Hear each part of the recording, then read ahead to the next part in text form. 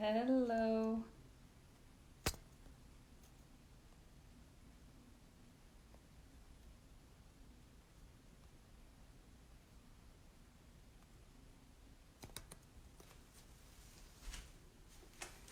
Hi everyone.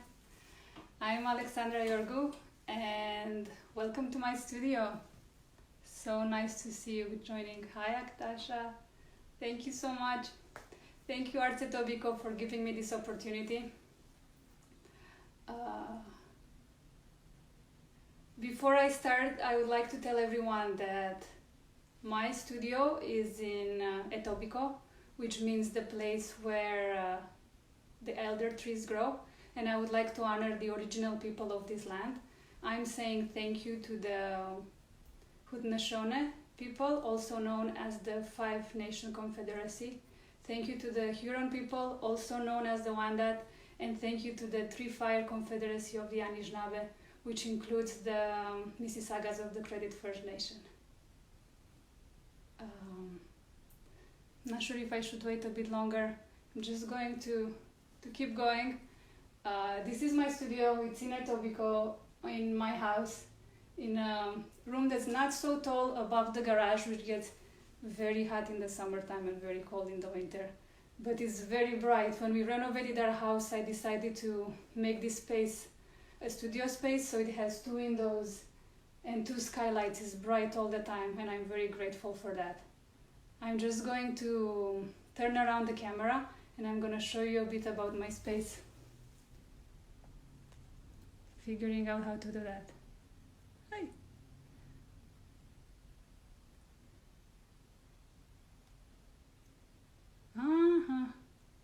Sorry, technical problems. There it is. So for those of you who don't know me, I really love nature, and I often find materials like this one which truly inspire me. And when I looked at this piece of wood, I decided to cut it because it looks so much like owl eyes, and it prompted me to make this drawing right here, just mama owl and a baby owl. And when I work, I use translucent paper, and I can place my sketch right under. You can see my hand through there. And that way, when I do the original drawing, my line is still loose and spontaneous. Thank you for the heart. For those of you who just came, it's Alexandra Iorgu. I'm an Etobicoke artist, and I'm showing you a bit about my ink work. This is another drawing where I just use a simple black line to make a portrait. And this is a portrait of my sister. Again, I just started drawing, looking at her photograph. I didn't make a sketch for this one, just pure ink. I'm very grateful that my family supported me from a young age to learn about art. A portrait of Maria Callas. It's an opera singer and very powerful voice. And after hearing her sing, I just had to draw her. And an image paying homage to my Romanian heritage. She's wearing a traditional Romanian folklore shirt. I went to OCAD University. I got an illustration degree. It was a very hard choice between illustration and sculpture, but I decided to do illustration, and I often make editorial images like this one right here, where I try to show my connection for nature, and I try to urge people to protect nature. I'm gonna take the phone out from its support and show you a bit about my desk. This desk right here is one of the first things I've purchased when I came to Canada. I bought it from IKEA, carried it over with the bus with very little money, and I'm still using it today. It's a bit wobbly because it's been assembled and it's disassembled in all the spaces where I worked. All my pens are in here, and I try to keep some tools, but I always have to go in the basement where I have my sculpture studio for more tools. And my inks and watercolors are under here. And the third drawer, that's where I keep my my art. I'm trying to keep it organized. I have all kinds of collections of drawings. Those are some backyard insects that I drew. And I also have I've been really loving nature and leaves, so I'm trying to learn more and portray their images. Working on some leaf patterns. This is work in progress. And I want to show you a bit of the rest of my studio. This part right here, thank you, Linda, used to be way messier before the lockdown. I had all my paints spread out, but I had to clean it up so my children could also share the workspace.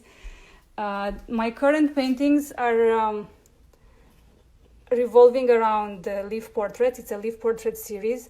And the idea is that nature has grounding, calming effects, and we have the busyness of the city behind them. And I have quite a bit of collection of all kinds of textures and materials and found objects from construction sites that I use in my paintings. And in this cabinet, I keep all my paints, all my acrylic paints and mediums, and my oils also. And I've just received a wonderful collection of paper. Looking forward to use it. My books, and also in my desk I have a scanner and a printer that are as old as the desk, but they're doing their job. And colored papers, translucent papers ready to go. And my watercolor papers. Also, I have a light board. This is usually my daughter's easel, and the studio has her work in progress also. And my son paints here. He's napping at the moment. I'm hoping he's gonna nap a bit longer so I can finish the call. And I'm showing you another one of my leaf portraits. Again, it's heavily textured, and the inside drawing getting a bit of the glare. I made the leaf using oils, but the outside is acrylic paint. And I often just add soil or sand to make the paint thicker so it can have sculptural qualities.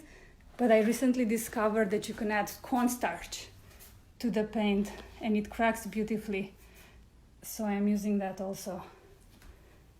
Moving on to a drafting table.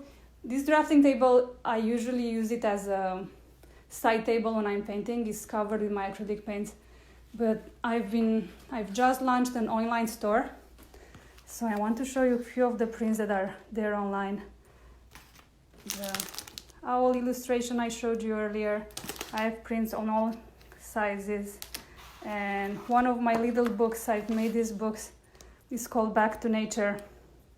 Wondering how nature would be like. How would we live if we went back to nature and we can smell the real thing instead of being stuck indoors. I also have some larger prints for sale, like this one here, and I often have a large collections of found materials that I use in my artwork, like the little skirt in the ballerina or the coral in this dress. One of the questions Arts Etobicoke is asking us is what people don't know about us. Just gonna rotate. Something that people might not know, I rock climb, and this is the family sport, and we go climbing all the time. All our vacations are rock climbing related. And I've been doing illustrations for magazines. This is an image that was published in a Grip magazine. It's a rock climbing magazine a while ago. And then I have images that I've made for other magazines. Like this running magazine, there was an article about running like a child. Don't stress so much about time and how fast you're going, just enjoy the process. Some images that I've made for Drake Hotel for their food menu. And some other images that are showing people's love for nature. Moving on to one of my sculptures. It's hard to see, it's a big contrast, but it's a large bronze sculpture, and I started this sculpture with my daughter's feet. It's titled Evolution. It's so hard to keep talking when people are asking me questions. I'm going to answer your question in a second, Linda. So yes, it's the idea that we're kind of in a linear society right now, and we cannot go much higher until we're going to fall. So yes, my art, I'm going to answer Linda's question. She's asking if my artwork changed during the lockdown. I have to admit that I've been using my studio more often. I come in here with my children, we play, it's a beautiful space, and I'm enjoying it more and more. Another one of my images, I was telling you about the cornstarch technique mixed with acrylic paint. It makes beautiful 3D mediums that I can almost use them as a sculptural well, and then it cracks very nicely when it dries. It creates all kinds of organic lines. And I'm moving on to a place where I organize my supplies. I teach. For those of you who don't know, so I have quite a bit of supplies and brushes and pens that I'm taking with me to places when I'm leading workshops, and all kinds of really beautiful natural materials that participants can find inspiration in. I love to work with young children who are 5, 6, 7 years old, who are so spontaneous when they're drawing. They're not afraid to make mistakes. And I often bring all kinds of materials with me which are beautiful, but they're also interesting to draw. A few more of my leaf portraits, and this is a working table that's changing space all the time. I'm just going to pause here for a second to tell you about a project of mine. Yes. So for the past 6 years, I've been working as a program curator. I was able to get funding from Toronto Arts Council and Platform A and ArtStars to make my own art projects that I can lead and where I can involve the community. And I am very grateful to receive funding from the Toronto Arts Council to do this project. I received the delivery of 1,000 kilograms of clay in my house, and I also have few hundred pounds of native forest edge seeds, which smell beautiful. There is so much life inside of them. So what I am asking participants to do with this community art project is to make a symbolic shoe. If you sign up, you can see my pinned comment. If you sign up and you live in Etobicoke, I am going to deliver clay right to your door. I'm giving out 5 kilograms of clay, a tool, and native seeds, and people are encouraged to make a shoe. And this is a symbolic shoe. They can choose whose shoes to make. It can be their own, their child. It can be maybe an ancestor who first settled here in Etobicoke. And these shoes, at the end, you mix the forest edge seeds inside of it, and then you return it to nature, and the seeds are gonna disintegrate, the clay is going to disintegrate, and the shoes are going to grow in the spring, and they're going to make a beautiful live green sculpture. My son just wake up. I can hear him crying. It is hard. Dad is gonna watch him, but it's very hard as a mother to hear your son crying. Just gonna return the camera. So again, please sign up on my website. I have close to 600 kilograms of clay left. All the participants are going to receive 5 kilograms of clay. They're going to receive forest edge seeds, a tool, and a poster. The poster says, I'm walking in the footsteps of, and they get to fill out who they're walking in, who they're representing. And my hopes and dreams for the future are. I would like to say thank you to the Toronto Arts Council for funding this project. It's been amazing to offer, to be able to offer clay to people in my community. Some of my happiest childhood memories are me working with clay, found clay right from the riverbed. You're gonna have to stop me because nobody's going to it. Sorry, I don't want to lose people, but I'm gonna be right back. My son is crying. Mugur, Nikita, come on. Mugur, plânge mai. Sunt în col.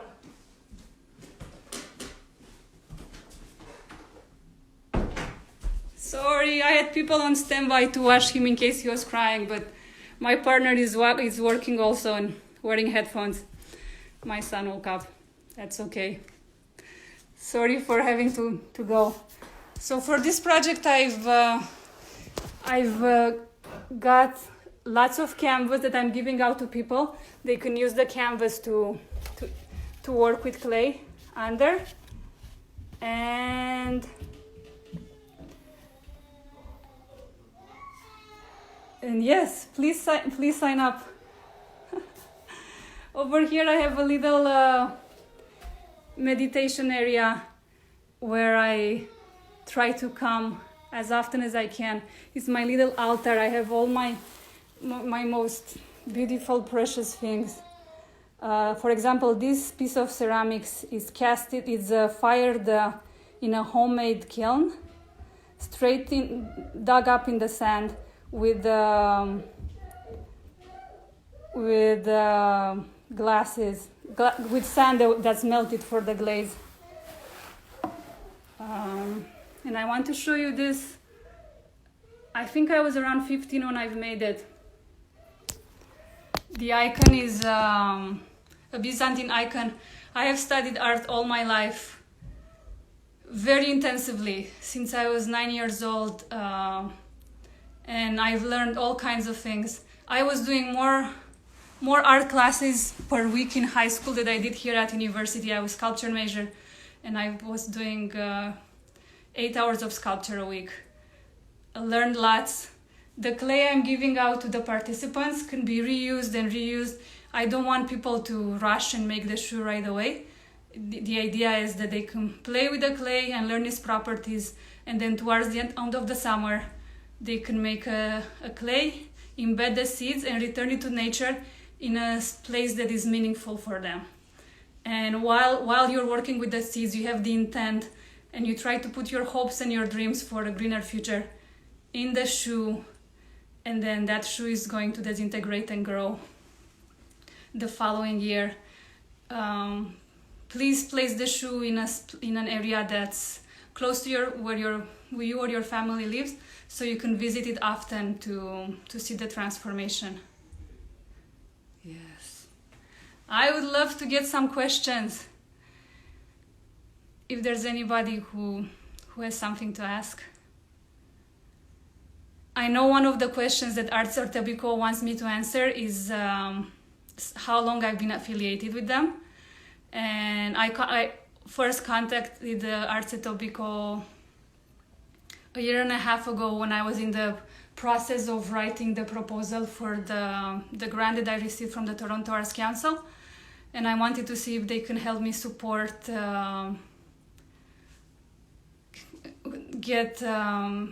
if I can use Arts as a way to get participants, and that's exactly what they're doing right now. Thank you, Arts. Thank you for your support. I've been in shows in your beautiful space, and I hope I can be in shows in the future. The idea for I have somebody asking how I developed the concept. It kept growing. I knew I wanted to use clay because clay is such a magical material, and it helped me so much it helped me so much growing up. I was a very slow learner, and because I was good at art and good at sculpting, I was able to, that confidence spread to other aspects of my life, and eventually I became good at doing math and other things. So I wanted to give people in my community the chance to work with clay. And yes, the idea slowly evolved not to fire the clay and make it an ephemeral sculpture, because I really like, I love sculpture, but there is so much waste generated, and I think you can learn how to work with clay without making any mess. So this project has a very low environmental footprint. I was fortunate that Tucker's Pottery custom produced the clay that I'm giving out to people. And I changed the concept a bit so we can fit the social distancing norms. I'm wearing a mask when I'm dropping off the supplies, and I'm living in at people's doorsteps, and then I'm encouraging them to send me pictures of their projects. So Linda is asking, how do you bounce between sculpture and illustration? Does one influence the other? It's very hard. I think I've made a bit of a mistake going into illustration because I like sculpture so much. So yes, it's hard because here in the studio I mainly have my inks, but I often need wire or plaster or certain tools that are stored in the basement where I keep my my sculpture supplies. So I always have to go back and forth when I am painting because I'm using so many mediums and so many materials. And I know it's a bit confusing for all my followers because I never know what to post. Should I post illustrations? Should I post paintings? Should I post mold making? Should I post my sculptures or my community work? I'm doing so many things. Some of the images that I make, they start as illustrations and then I transform them into the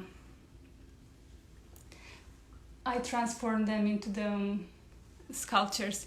Somebody's asking how they sign up. Just go, you can see it pinned right here. It's my account. Click on it and then click on my website and it takes you straight to the sign up page. Thank you, Linda, for your kind comments. Please tell your friends. Again, the project is limited to the Etobicoke area.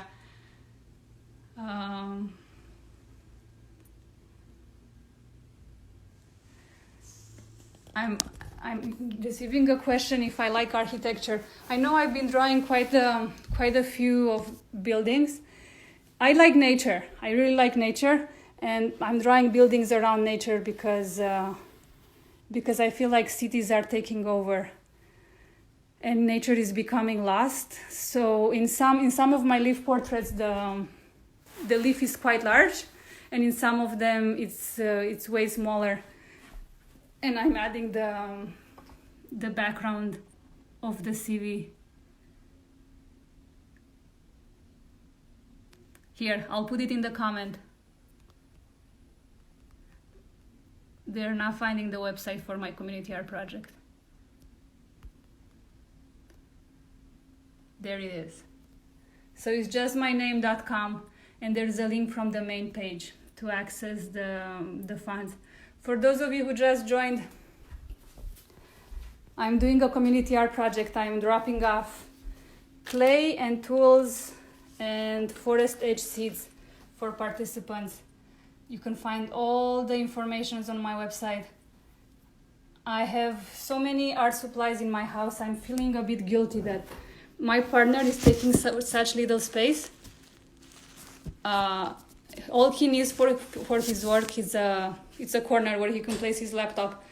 And I have tools and wire and plaster, clay, wax, just so many mediums. And on top of that, I'm announcing him that a ton of clay is coming and is being delivered to our house because I'm doing a community art project. So yes, my materials and my practice takes over a lot of space in here. Any other questions?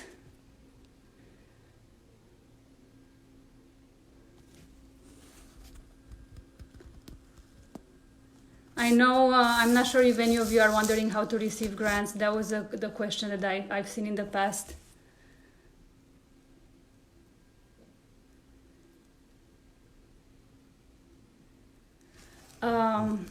I'm getting a question here about art and nature, and how am I doing that when I'm confined at home. I have a huge collection of natural materials that I collected. Everywhere I go, I collect them, and I keep them in boxes sorted, and I often just use them in my art that way. And we know a lot of the hiking trails in here in the area. I have a kayak and a canoe, so I'm out in the woods far away. All my free time. We also rock climb. We're going on cliffs. So yes, the home containment has not stopped me to explore nature. I'm out in nature all the time, and I've been trying to teach my children how to love nature. Just showing you an image here. This is a passenger pigeon that I've made, and this is the one that my daughter made, and it kind of match nicely. It almost looks like the mama pigeon is feeding the baby pigeon.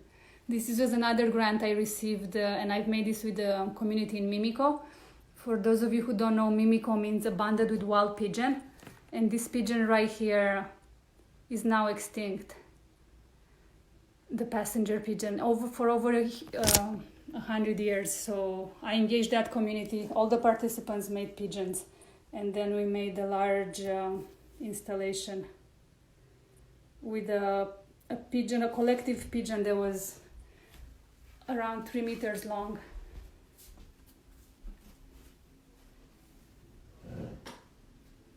Thank you, Linda. Linda is admiring my images in my collection. I would love to answer any more questions if you have some.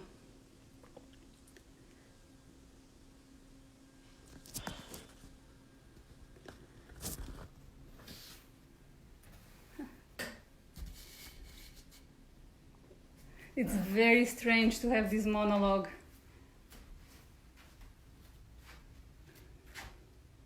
Showing you one of my favorite images. I'm going to turn this into a bronze sculpture very soon. I have everything that I need. It's a little, very confident ballerina walking. And this is another painting that I have made. It's a bit harder to see. They are ghost trees that they disappeared, and they are turning into buildings. But there's hope in this building. There's pockets of green here and there, where people are waking up, and they're planting, and they're making green roofs, and they're trying to reconnect with nature. I am again, I'm using lots of textures when I'm painting. Usually I get the cheapest acrylic mediums that I can find, and I just mix them with earth and soil and sand and cornstarch to get the textures, and then I use acrylic paint or oil paints on top for more details.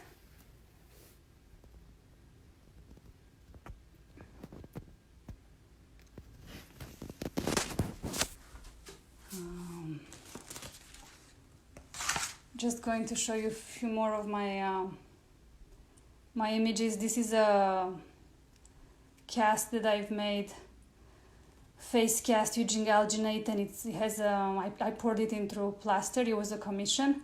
I worked for over 5 years in the mold making department at OCAD University, and throughout my time there I've made so many molds, and I helped so many students with their projects. And my images often have 3D elements. This is a bust that I've made out of clay, and then I casted it. How are you using your collection?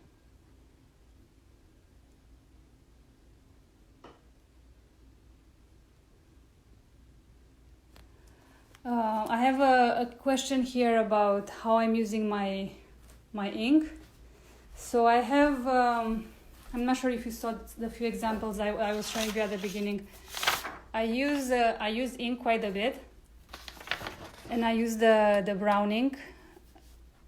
We call it bites in Romanian. It's just made from walnut powder. But I also use diluted, concentrated watercolors, and I mix them and I add them with the ink sometimes. But usually the images just come to me. I'll be drawing and then I just yes. After drawing for a couple of hours, I can make an image like that without a sketch. Just many years of studies and portraiture, live study. I for several years I had around 6 hours of live study a week for both drawing and painting. Yes, the walnut ink. It comes in a powder, and you dilute it, and out of a few grams you can make a whole bottle. And this is what I use for this image right here.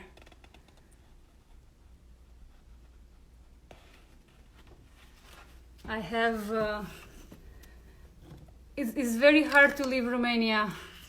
I'm not sure if all the people who are immigrants, but this pen right here was used by my great-grandfather, and it's a pleasure to know that I can use it now to make ink drawings. It has a glass tip, and I have my grandparents up there, a Romanian carpet from the 17th century.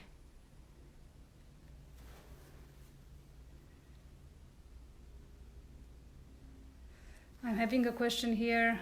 What do I like about life study? Is there other forms of study that have influenced with form?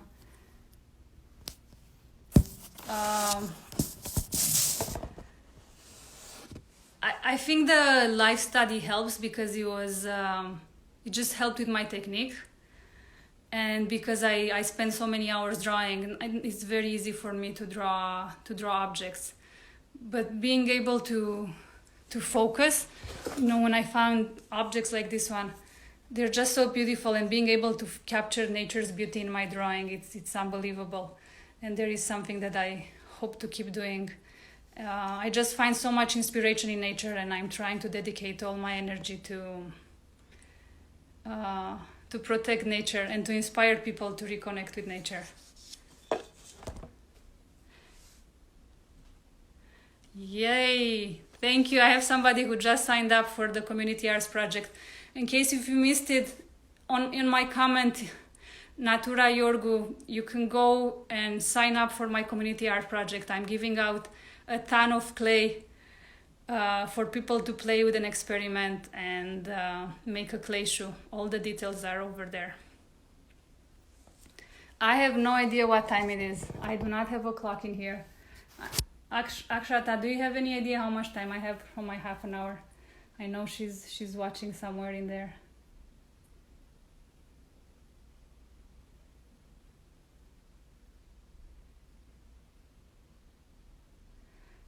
Somebody's asking me, why are my drawings making you think of Romania?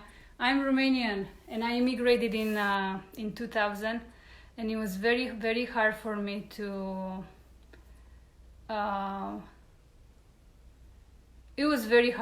leave the country. And I have very little object that I was able to bring with me. For all the immigrants out there, I know how you're feeling. So whenever I can, I like to include images from Romania in my art. And I'm trying to surround myself with images. For example, this was, it's a little cuckoo bird that people in Romania make. It makes a beautiful sound. And over here I have scars from my grandmother's. Again, I don't have many images from I wasn't able to take furniture or large pieces, so I have a couple of scars from my grandmother's that I framed and more natural materials. So yes, it sounds like we're about to end this. It's 2:30. Thank you so much for joining me. I am willing to take a few more questions.